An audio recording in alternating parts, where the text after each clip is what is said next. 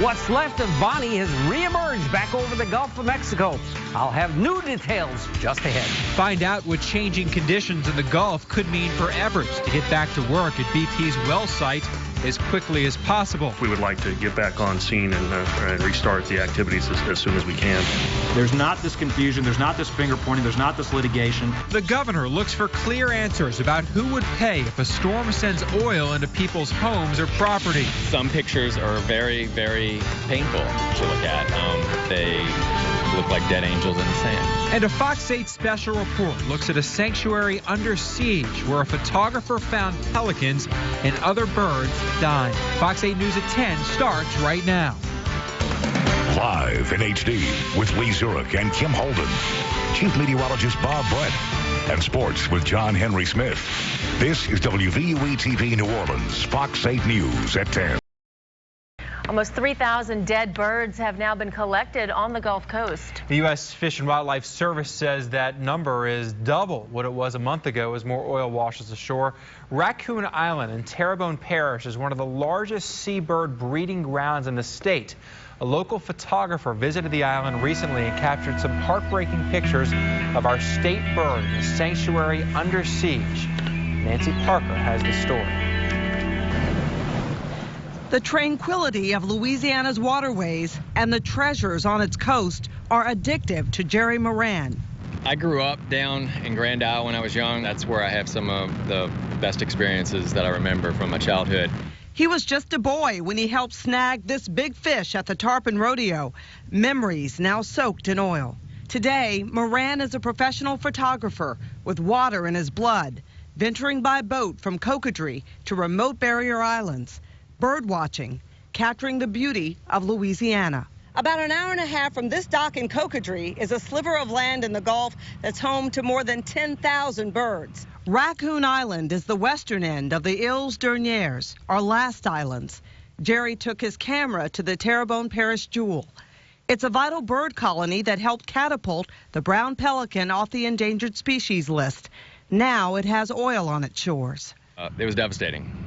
You know, when I got down there, the oil was definitely there. That you could see booms the booms were all over the jetties and all over the beaches. Some of the pictures were of the fledglings. You know, they don't have feathers on them or anything.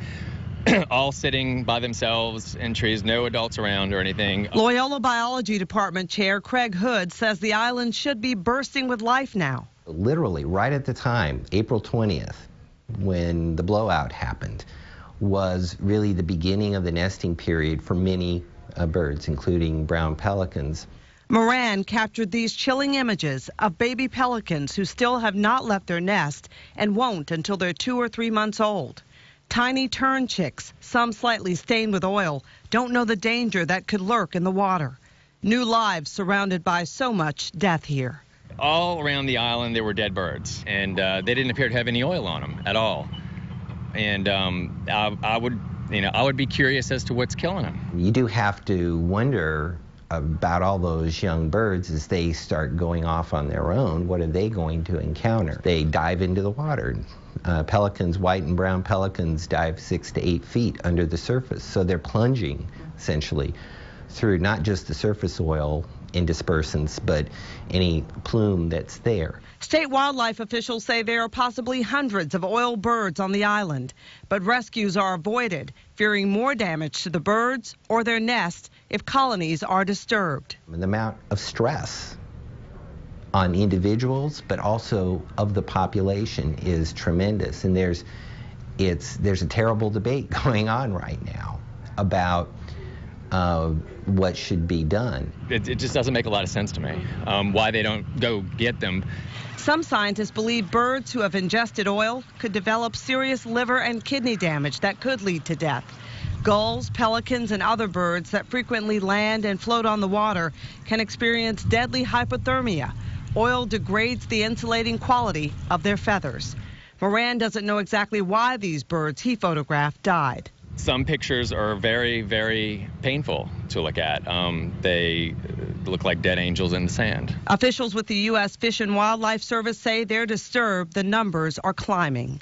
We're going to see several years of young birds not surviving at the normal rates and a dip in the population. Will it cause the extinction locally? It's hard to say, but there is recovery in nature too, and so we have to hope for that. Nancy Parker, Fox 8 News. A Cornell University researcher put the increase of dead birds in perspective, saying compared to the huge numbers of birds in the Gulf, the number of dead birds is small. Still, bird conservation groups are criticizing the rescue efforts. They say not enough is being done to save birds from the oil. Yeah, that is so sad. Yeah. They're not going to rescue them because they're afraid they'll just do more harm. And looking at those pictures, it's just tough. Tragic.